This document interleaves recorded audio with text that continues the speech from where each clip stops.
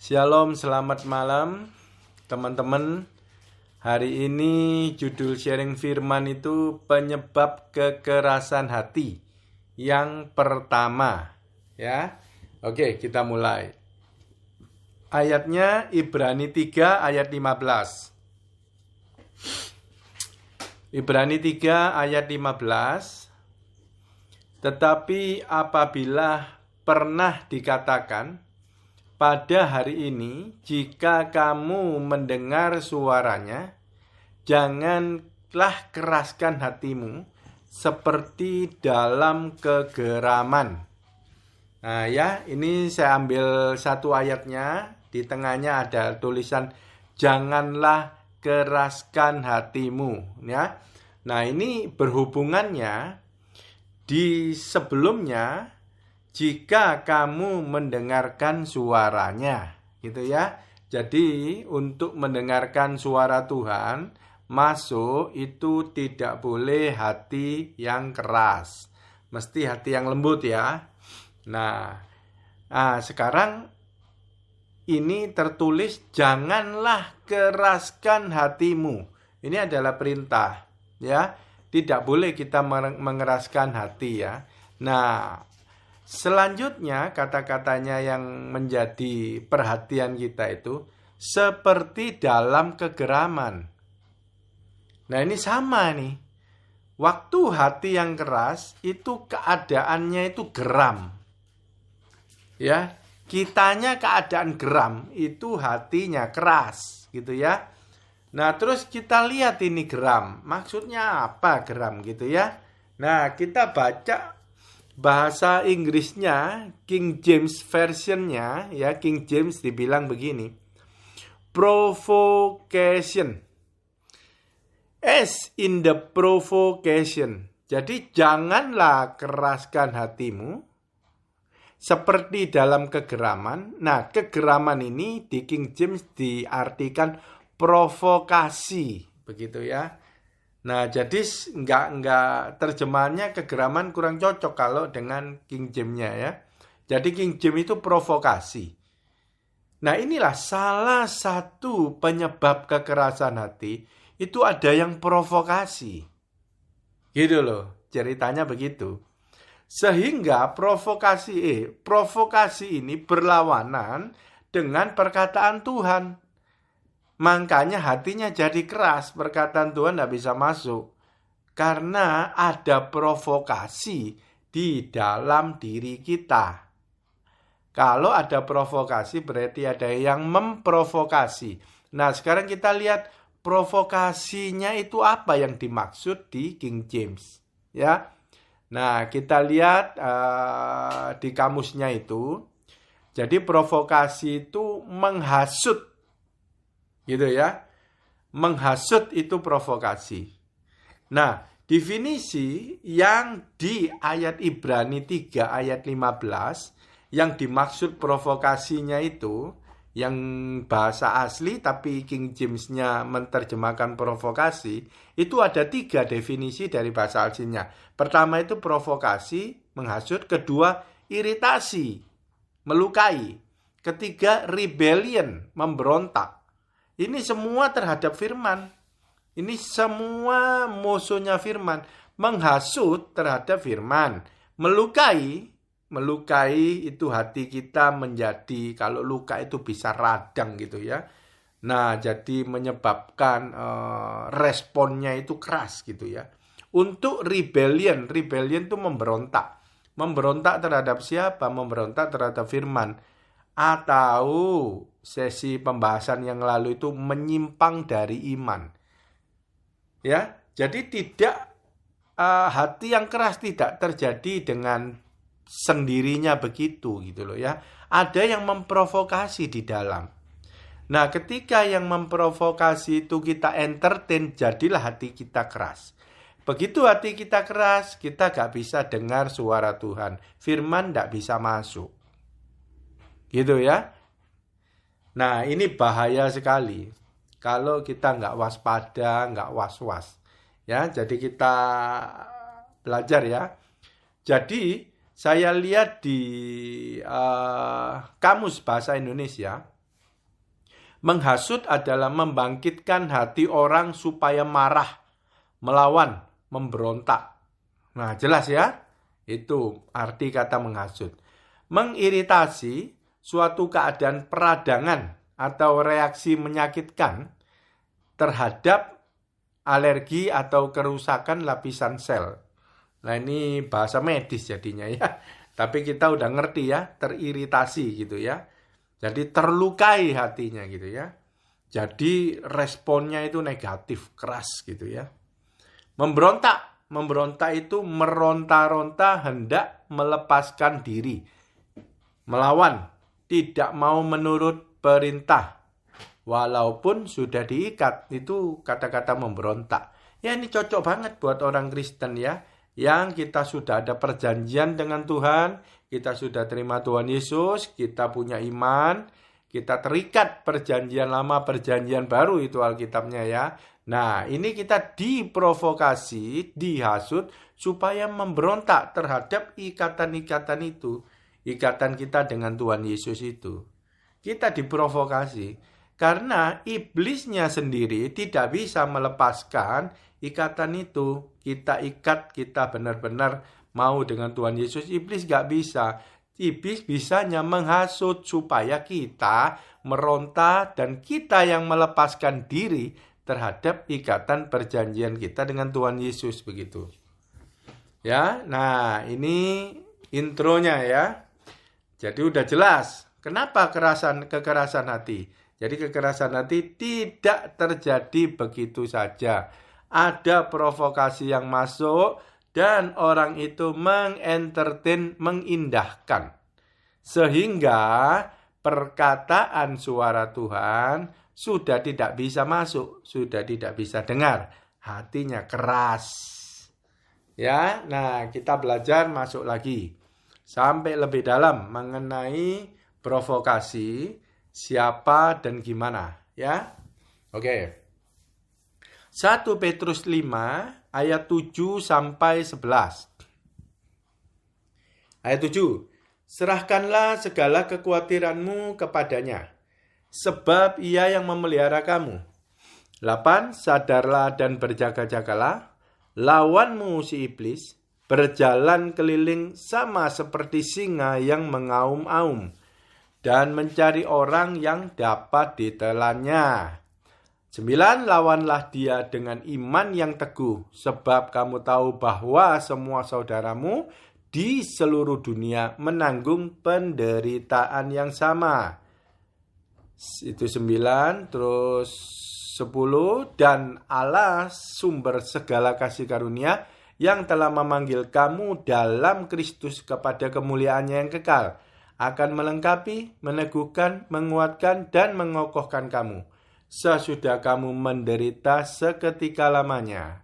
11. Ialah yang empunya kuasa sampai selama-lamanya. Amin.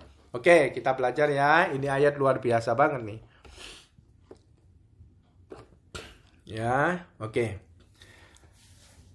Serahkanlah kekhawatiranmu kepadanya, sebab ia yang memelihara kamu. Jadi ini kok ada nasihat sepertinya kepada orang yang khawatir nih. Karena dinasihatkan, serahkanlah segala kekhawatiranmu kepadanya, kepada Tuhan nih. Sebab ia yang memelihara kamu gitu loh. Berarti ini ayat berbicara kepada orang khawatir. Yang lagi khawatir ya, apapun itulah. Pokok lagi khawatir. Dan dinasihatkan, serahkanlah kepada Tuhan. Sebab Tuhan yang memelihara kamu gitu loh. Ya, nah nanti kita lihat. Ini dalam keadaan khawatir, di sanalah ayat 8 Tuhan ingatkan. Sadar, berjaga-jaga, kamu ada lawannya dan lawanmu itu mengaum-ngaum. Ini lagi keadaan orang Kristen ini gamang, lagi goyang, lagi khawatir. Ya, terus sadar, hati-hati loh kalau kamu lagi khawatir. Di maksudnya ayat ini gitu. Karena ada iblis seperti singa mengaum-ngaum mencari orang yang dapat ditelannya. Jadi siapa yang dapat ditelannya? Yang lagi goyang dia. Goyang imannya. Makanya khawatirnya serahkan kepada Tuhan. Dan ada jawaban dari Tuhan, sebab Ia yang memelihara kamu. Nah, ini ada ayat counternya. Ada ayat untuk melawan provokasinya, yaitu Ia yang memelihara kamu. Ini udah peperangan. Kuatir di counter sama firman Tuhan, Ia yang memelihara kamu. Gitu ya. Nah, sekarang kita lihat. Singa mengaum-ngaum itu iblis, itu adalah provokasi. Provokasi yang mengiritasi, melukai untuk memberontak terhadap firman. Jadi kalau orang itu benar sudah ditelan, berarti dia mengentertain provokasi itu. Celahnya dari mana? Kekhawatiran. Yang tidak diserahkan kepada Tuhan, yang nggak dilapor, nggak doa kepada Tuhan.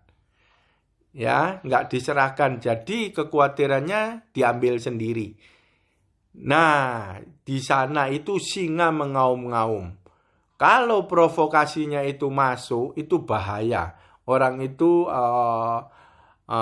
tidak bisa mengindahkan firman-firman Tuhan lagi. Jadi dia pakai kekuatan sendiri. Begitu ya. Mencari orang yang dapat ditelannya. Gitu ya. Nah, oke, sekarang kita lanjut. Nah, di sini udah jelas.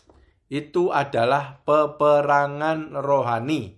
Provokatornya itu iblis yang mau mengiritasi, mau membuat kita yang memberontak terhadap Tuhan. Karena dia nggak ada kuasa, gitu ya. Nggak ada kuasa. Nah, di sini ditulis, sadarlah dan berjaga-jagalah. Ya. Jadi jangan tidur, bangun. Ini seperti gadis bijak, gadis bodoh. Waktu mempelai mau datang, semua ke-10 gadis itu bangun membereskan pelitanya. Jadi berjaga-jaga itu, yaitu firman. Ya, dan firman dan doa. Karena serahkan kekhawatiranmu, baru terus sadar, jaga-jaga. Masuk di dalam posisi Maria, dengar-dengaran sama Tuhan, merenungkan firman siang dan malam, itu sadar dan berjaga-jaga, tidak tertidur, membereskan pelita yang kemarin padam. Jadi beli minyak. Nah, itu ceritanya ya. Oke. Jadi, melalui ciri-ciri provokasi tadi, kita itu bisa jadi kenal kalau ada si iblis auman singa mau memprovokasi. Ciri-cirinya tadi udah jelas, memprovokasi, menghasut, mengiritasi, memberontak terhadap firman.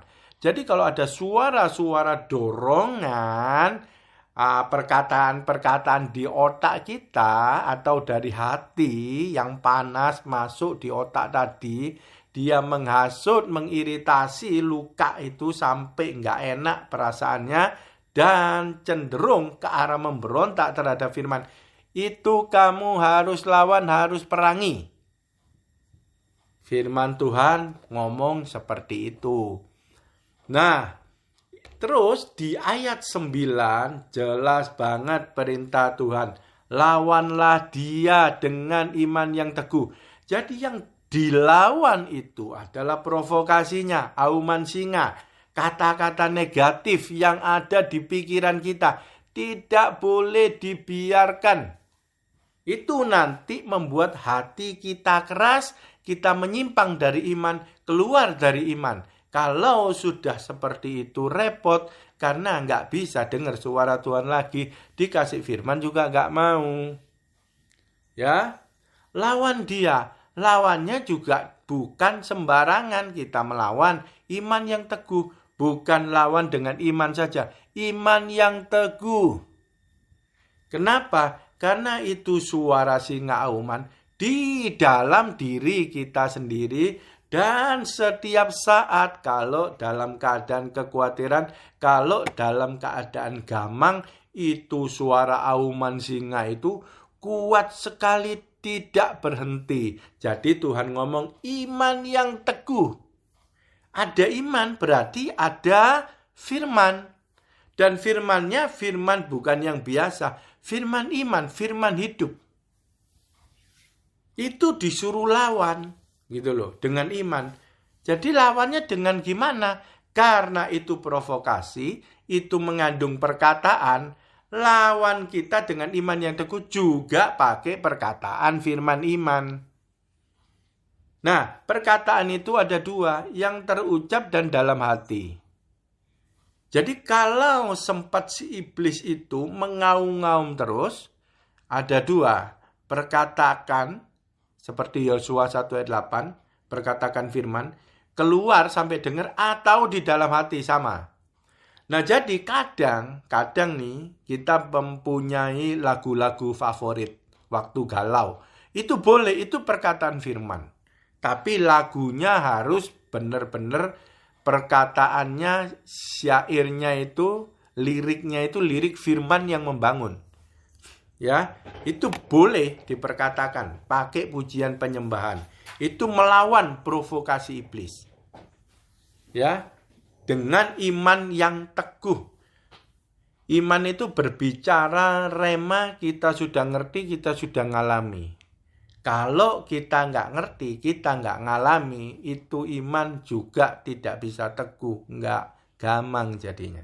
Tapi kalau kita sudah ngalami, itu kita jadi kuat imannya. Berbeda dengan asal ngomong kita nggak ngalami. Yaitu berbeda sekali. Ya. Jadi iman yang teguh itu sudah berjumpa dengan Tuhan Yesus. Yaitu rema, muka Tuhan. Teguh, kekeh. Gitu ya musuhnya. Jadi nggak bisa yang biasa-biasa. Ya, karena keadaan lagi kekhawatiran gitu ya. Nah, terus ini ada tulisan lagi. Tuhan mengcounter dengan aku yang memelihara kamu. Ya kan? Khawatir. Terus Tuhan jawab, Tuhan tutup celahnya. Aku yang memelihara kamu. Gitu ya.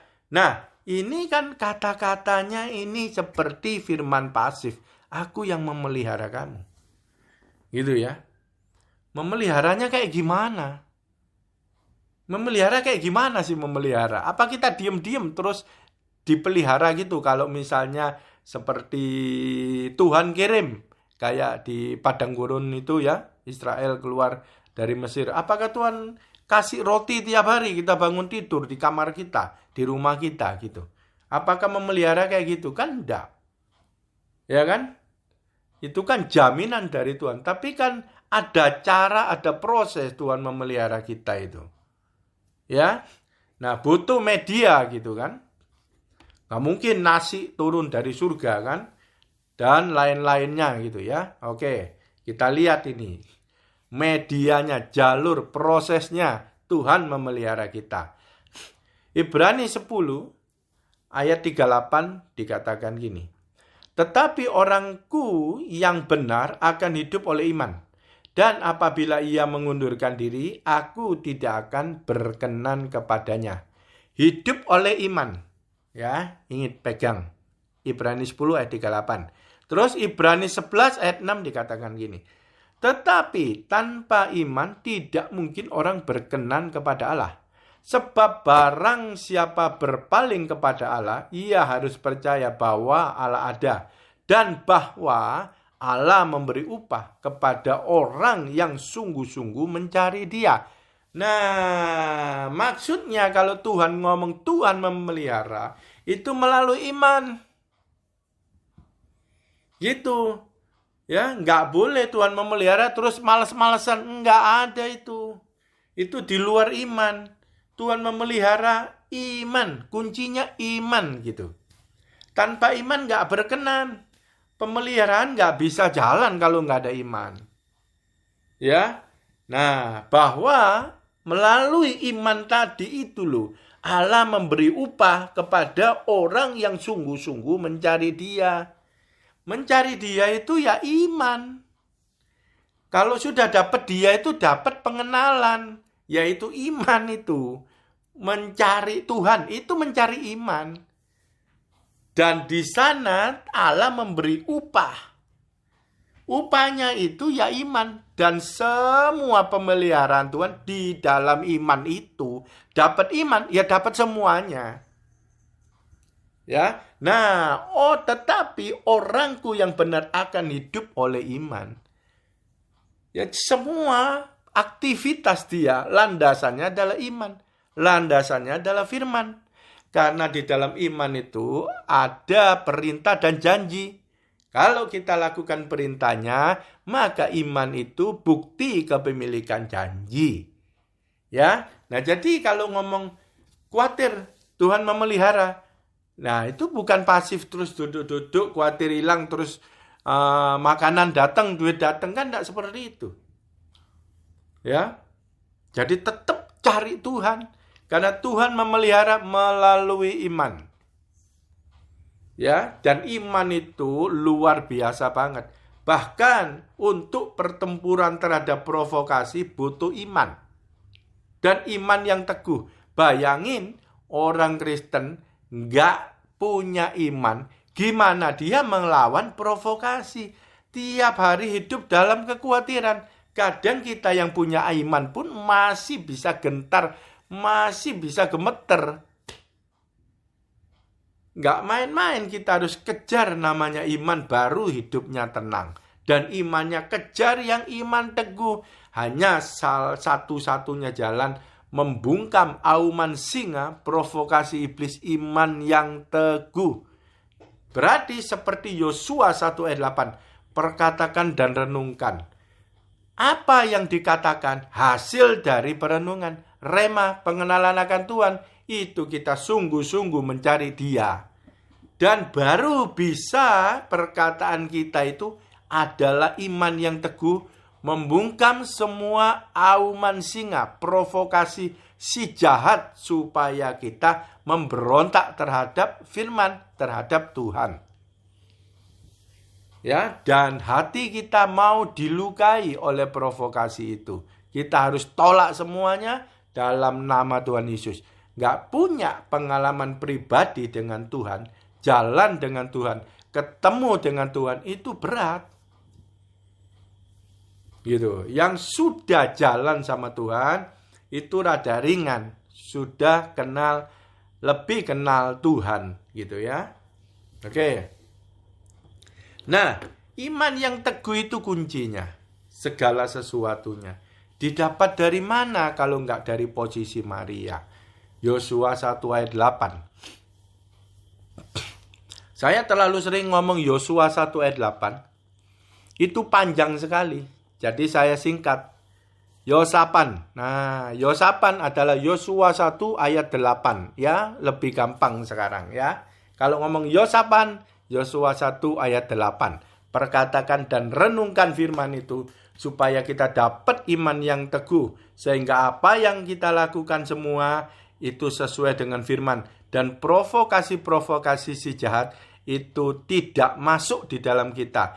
Dan hati kita didapati tetap lembut sebagai tanah yang empuk, yang baik buat benih itu mendarat dan masuk di dalam hati kita sehingga berbuah. Ya. Kalau tidak di posisi Maria Yosapan, Yosua 1 ayat 8, ya. Nah, itu nanti bisa kita secara tidak sengaja mengentertain provokasi dari si jahat. Kita tidak sengaja, hati kita mengeras, kita nggak tahu. Itu yang dikhawatirnya. Oke, sekarang kita baca. Lukas 8 ayat 18. Karena itu, perhatikanlah cara kamu mendengar. Karena siapa yang mempunyai, kepadanya akan diberi. Tetapi siapa yang tidak mempunyai, daripadanya akan diambil. Juga apa yang ia anggap ada padanya. Nah, ini kunci lagi. Kunci daripada Yosua 1 ayat 8. Ya, kita nggak bisa hidup cuma dari satu firman. Nggak jelas. Kita harus holistik, harus banyak untuk dapat gambaran yang utuh. Lukas 8 ayat 18. Perhatikan cara kamu mendengar. Mendengar apa? Yaitu mendengar perkataan Tuhan. Ya, perkataan Tuhan itu dengarnya itu nggak sembarangan. Firman sudah ngomong, perhatikan cara kamu mendengar. Ada caranya untuk mendengar supaya mendapatkan rema, mendapatkan perkataan Tuhan benar-benar. Gitu ya. Nah, saya berani ngomong itu mendengar perkataan Tuhan karena dilanjutkan. Karena siapa yang mempunyai kepadanya akan diberi. Punya apa? Punya iman. Apa hubungannya? Karena cara kamu mendengar. Kamu mendengar firman dengan benar, kamu akan mendapatkan rema. Dan rema itu ketika benar-benar kita ngerti itu jadi iman. Makanya kepada siapa yang mempunyai apa? Mempunyai iman dari pendengaran. Iman timbul dari pendengaran. Kepadanya akan diberi. Persis seperti ayat tadi. Ya, mengenai iman, hidup oleh iman. Tanpa iman tidak bisa. Jadi pemeliharaan itu landasannya adalah iman, jawaban Tuhan. Kalau punya iman, kepadanya akan diberi. Diberi apa? Ya banyak sekali lah ya. Jawaban doa, berkat dan lain-lain. Banyak janji-janji Tuhan itu diberikan melalui iman. Tetapi siapa yang tidak mempunyai, nah ini gak punya iman. Gak punya iman, itu sudah pasti terprovokasi oleh auman singa-singa itu. Yang berarti hatinya mengeras. Tidak bisa benih itu ditanam di dalam hati, benih firman. Karena dia terprovokasi dan hati yang keras. Dan Tuhan ngomong, gak punya iman, daripadanya akan diambil. Nah, jadi tadi dikatakan siapa yang tidak mempunyai, berarti tidak punya apa? Tidak punya iman. Daripadanya akan diambil. Gitu ya. Nah, siapa yang ngambil? Nah, gitu ya. Siapa yang ngambil? Yaitu pasti iblis, setan ya. Bahkan firman yang ditaburkan yang harusnya ada berkat itu tidak diterima. Nah, itu bisa diambil oleh iblis. Ya, dan kerugian-kerugian lain yang kita tidak tahu. Yang mestinya terima jadi nggak terima gitu ya. Nah, terus ada lagi yang menarik nih. Juga apa yang ia anggap ada padanya. Nah ini, apa yang ia anggap ada padanya. Berarti kan ini pengharapan. Belum ada tapi dianggap ada di pikirannya. Itu berupa pengharapan. Mungkin kalau dia orang Kristen itu janji firman Tuhan gitu ya. Yang Tuhan mau genapi. Tetapi karena tidak ada iman, jadi kan nggak ada jalannya. Nah, itu akan hilang yang diomong gitu. Juga apa yang ia anggap ada padanya. Nah, selama kita masih punya iman, berarti janji-janji firman Tuhan yang diberikannya nanti itu tetap ada. Gitu ya, tinggal tunggu tanggalnya itu cair. Tetapi kalau tidak punya iman, yang nyatanya itu hilang dan yang pengharapannya janji-janji firman Tuhan itu juga nanti akan hilang. Ya, berarti nggak cair gitu ya. Nah, itu berbicara iman. Ya. Oke, jadi penting iman itu ya. Untuk yang dikatakan tadi Tuhan memelihara. Jadi kita ngerti, Tuhan memelihara ya bukan kita diem-diem. Ya. Oke. Nah, Roma 10 ayat 17 dikatakan gini. Jadi iman timbul dari pendengaran oleh firman Kristus. Dan ini adalah rema yang tadi diomongin ya. Iman itu timbul. Ya, jadi kalau kita nggak dengar firman, perkataan keluar dari mulut Tuhan Yesus, berarti iman itu nggak timbul, nggak ada. Gitu ya. Nah, makanya Yosua 1 ayat 8 tadi itu kunci itu penting sekali. Ya, itulah pemeliharaan Tuhan melalui firman Tuhan. Ya, diberi pasti.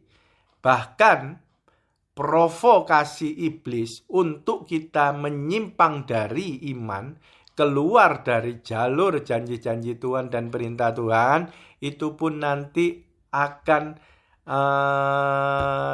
kita ndak kena gitu ya. Ya, tidak mengenai kita provokasinya gitu ya.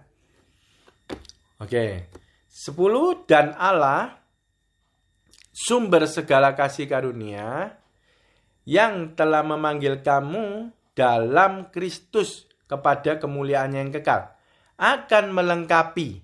Nah ini, melengkapi, meneguhkan, menguatkan, dan mengokohkan kamu sesudah kamu menderita seketika lamanya.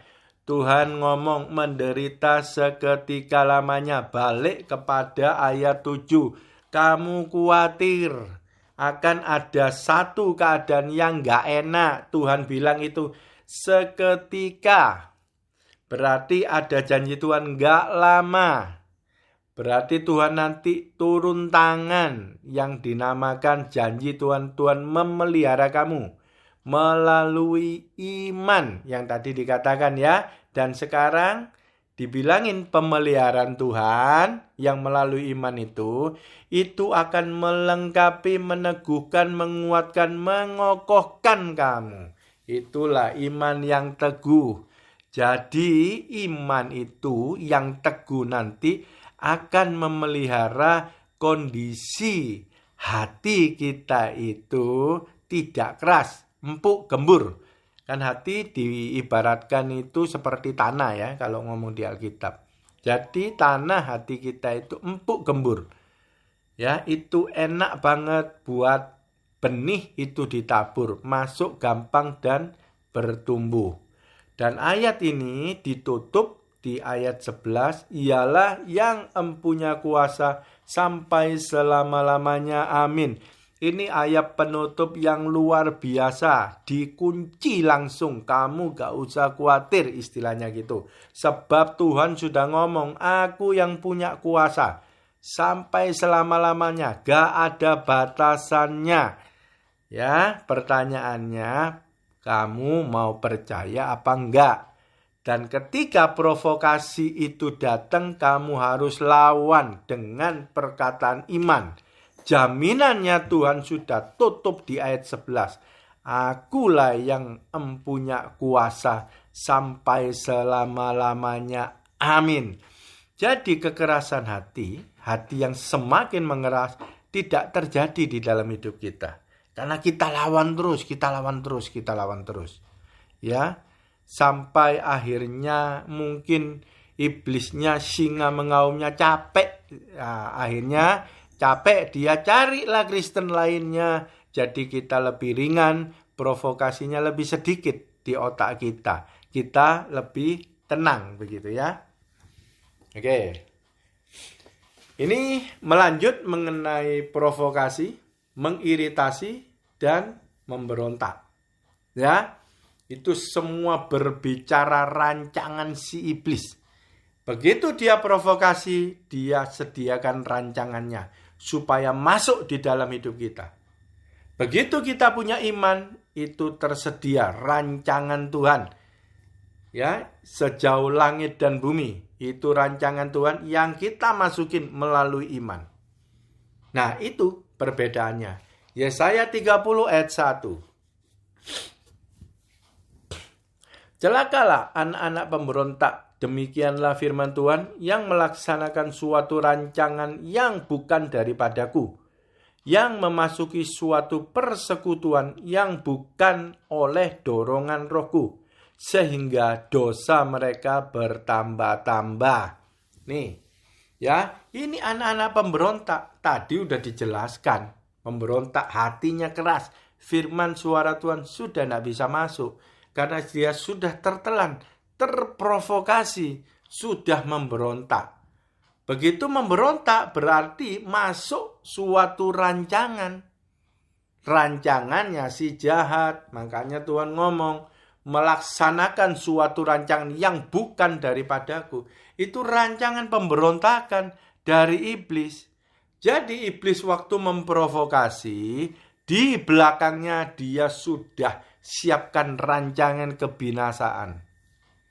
Begitu orang itu memberontak, dia masuk di dalam jalur permainan iblis, rancangan si iblis. Udah disediakan. Nah, di sini Tuhan ngomong, yang melaksanakan suatu rancangan yang bukan daripadaku, itu memberontak. Nggak mau terima firman Tuhan. Gitu ya. Kenapa ada rancangan? Kenapa ada pemberontakan yang provokasi? Di sini ditulis, yang memasuki suatu persekutuan. Ini jadi satu semua, satu paket. Persekutuan yang bukan oleh dorongan rohku, sehingga dosa mereka bertambah-tambah. Nah, persekutuan ini kita lihat di bahasa Inggrisnya King James, itu counsel. Ya, counsel. Counsel itu ya, counseling gitu ya, nasihat gitu ya.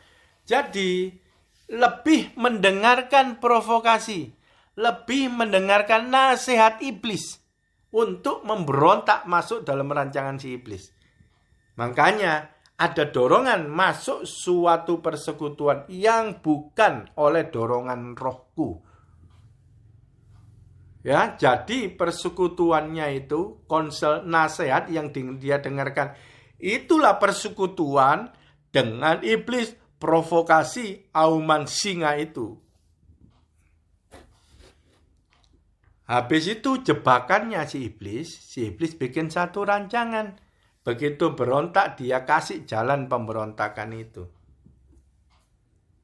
Ya, kan nggak bisa. Lawannya Yosua 1 ayat 8. Perkatakan, renungkan. Supaya engkau berhasil, engkau bertindak hati-hati. Bertindak hati-hati sesuai dengan yang tertulis.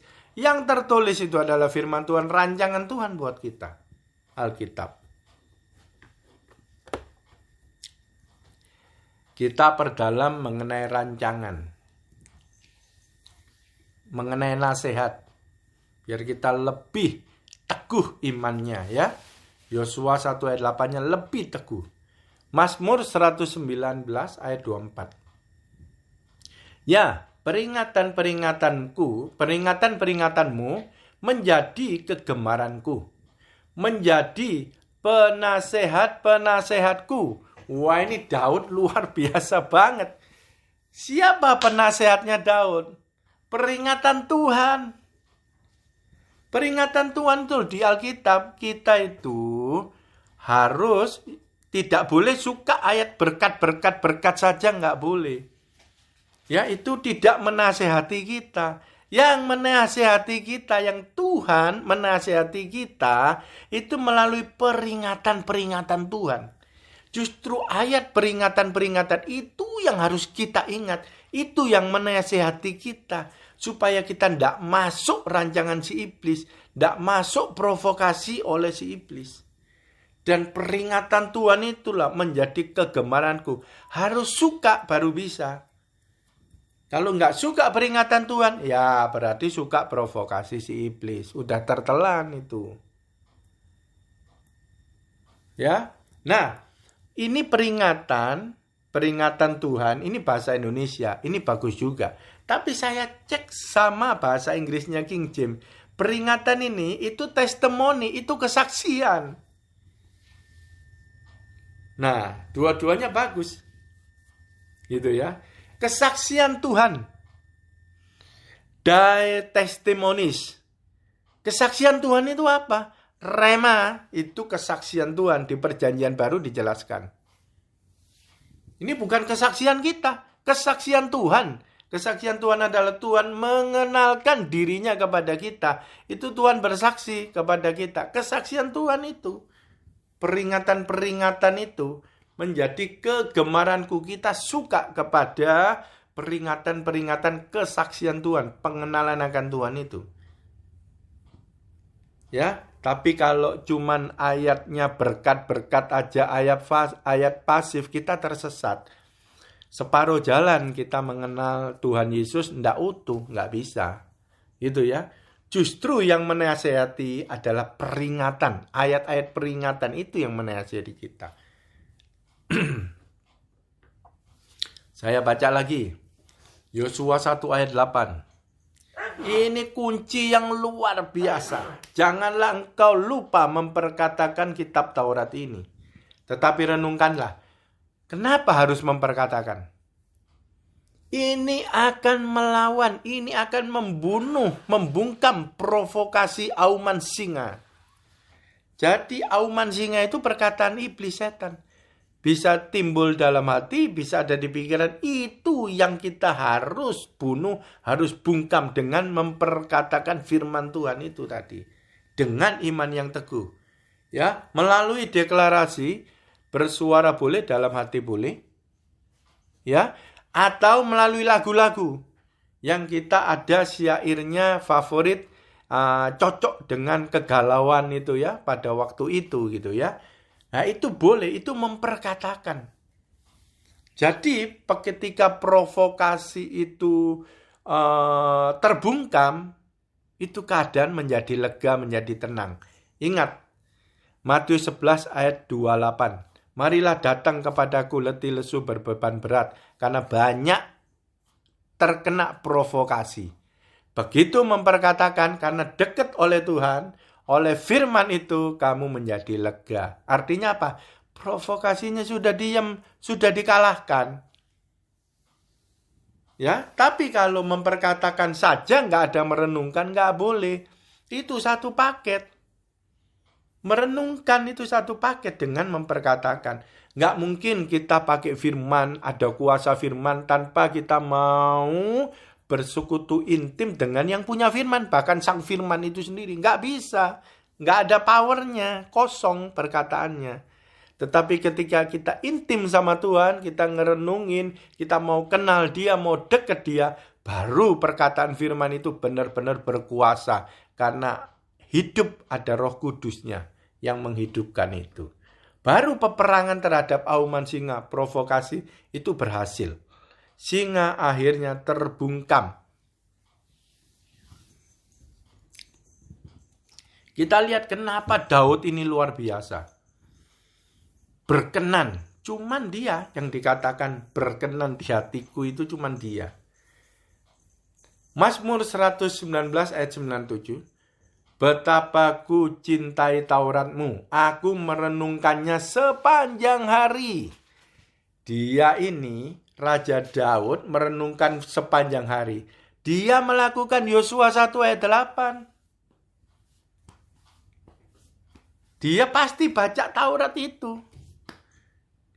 Baca firman, baca dari Yosua 1 ayat 8. Dia jalankan, makanya dia ngomong, betapa ku cintai Tauratmu, aku merenungkan sepanjang hari. Jadi setiap hari itu ada rasa kangen sama firman dia.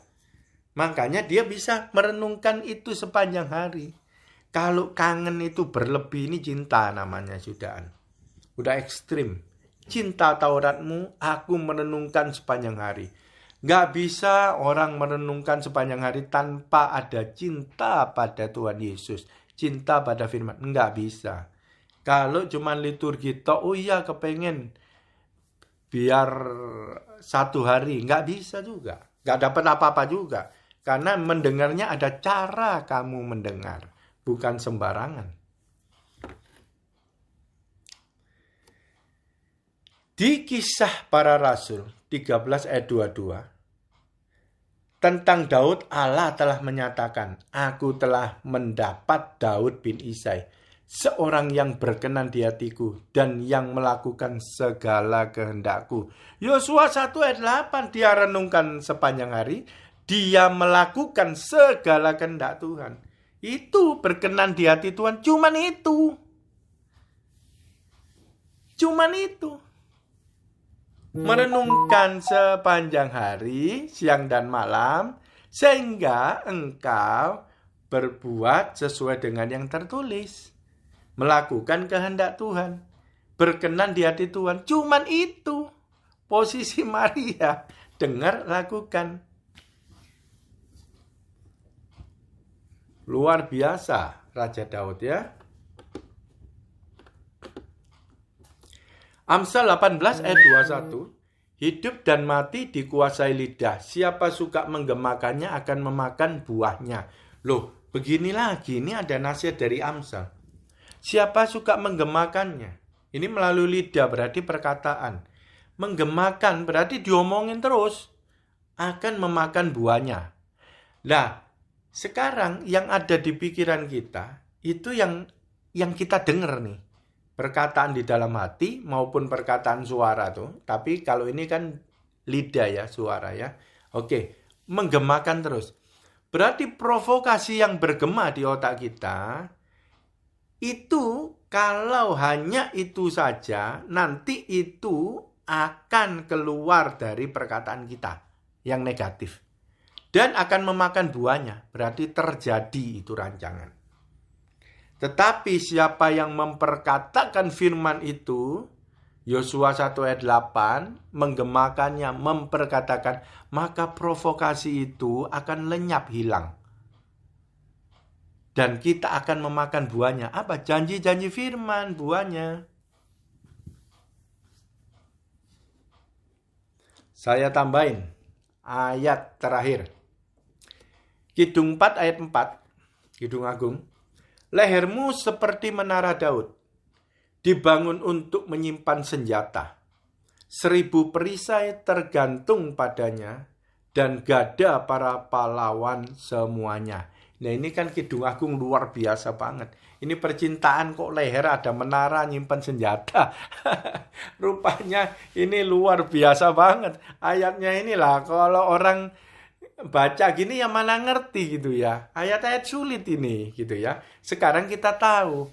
Leher itu seperti menara panjang gitu ya. Ternyata Tuhan kasih panjang itu untuk menyimpan senjata. Senjatanya apa? Firman Tuhan lah. Pedang roh, perisai iman, macam-macam itu adanya di leher. Maksudnya di leher itu siap dimuntahkan, siap dikatakan. Maksudnya itu. Ya, senjata itu pedang roh seperti tadi siap diucapkan. Ketika provokasi itu datang langsung dimuntahkan, ditembakkan begitu. Terus perisai tergantung padanya. Perisai juga adanya di tenggorokan. Perisai iman untuk menolak provokasi si jahat itu ada di tenggorokan kita. Tuhan sudah kasih, siap dimuntahkan itu. Jadi ini ceritanya orang apal banget firman. Kalau ngomong di luar kepala itu di leher. Firman itu apal banget di luar kepala, maksudnya di leher. Jadi ada provokasi gini gitu dikit langsung dari leher keluar. Karena yang paling dekat saluran di mulut ya leher. Dan gada para pahlawan. Ini berperang semua. Leher kita, firman yang kita tahu itu untuk peperangan. Tuhan simpan di leher dan siap berjaga-jaga. Provokasi yang mengajak melukai hati kita, mengajak kita memberontak kepada firman, langsung serbu. Pakai senjata itu, lawan, ada di leher. Ucapkan, perkatakan itu. Tuhan Yesus dahsyat, Tuhan Yesus luar biasa. Amin.